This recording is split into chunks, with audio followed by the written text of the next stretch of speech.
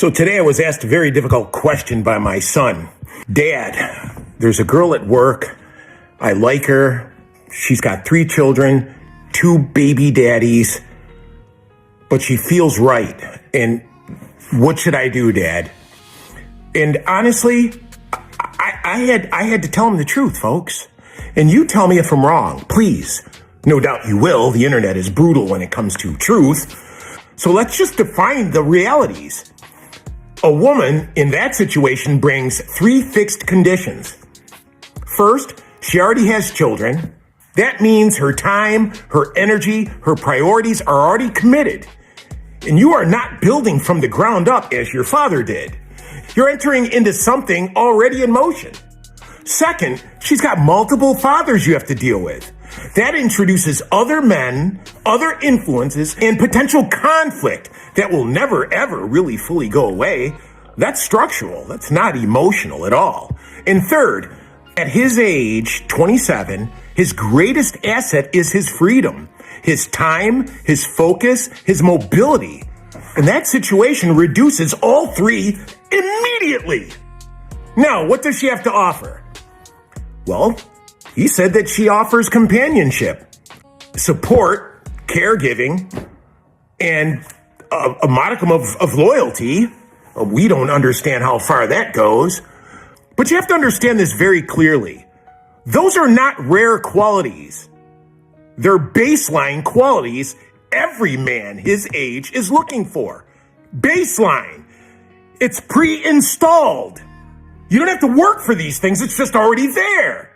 So he's looking at a situation where the costs are fixed and high, and the benefits are common and replaceable. That's not a balanced exchange, folks.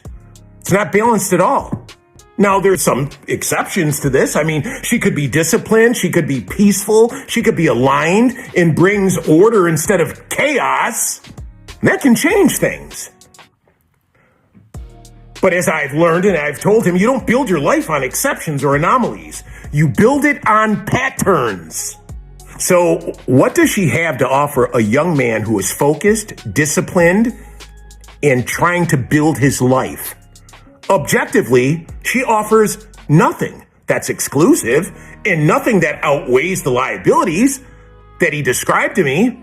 Everything she could offer falls into categories that are widely available without the attached burdens.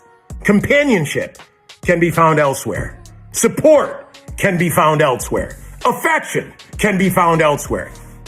But what she brings that you cannot separate from her situation is this: 2 dependents that aren't his, 2 existing paternal lines and ties that will never disappear, a life structure already formed that he has to adapt to, not lead.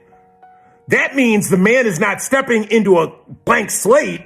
He's stepping into a pre-built system with obligations, with constraints, with external influences. For a young man like my son to conquer the world, that's the opposite of leverage. It's literally a drag on him. So let's just be honest, folks. Whether you like it or not, she offers nothing that justifies the cost that he's going to have to pay. Of course, unless he's specifically choosing to deal with 2 men from a toxic culture. I mean, you have to deal with a man that never married the woman that bore his children. That's ridiculous. They already haven't taken responsibility, so they don't care if he takes on the responsibility. No doubt they want that. He also has to choose to accept reduced mobility, reduced focus, and infinitely more complexity. And he also has to choose to build within someone else's, or in this case, multiple men's frameworks. There is no rational advantage to that. So I, of course, and my instinct tells him she's a liability. Step away from her. Be honest. Am I wrong in what I'm telling my son? I really want to know. I feel, given my life experience, that I have to answer my son honestly. He has to really look at the pros and cons of this. I just don't see any pros at all.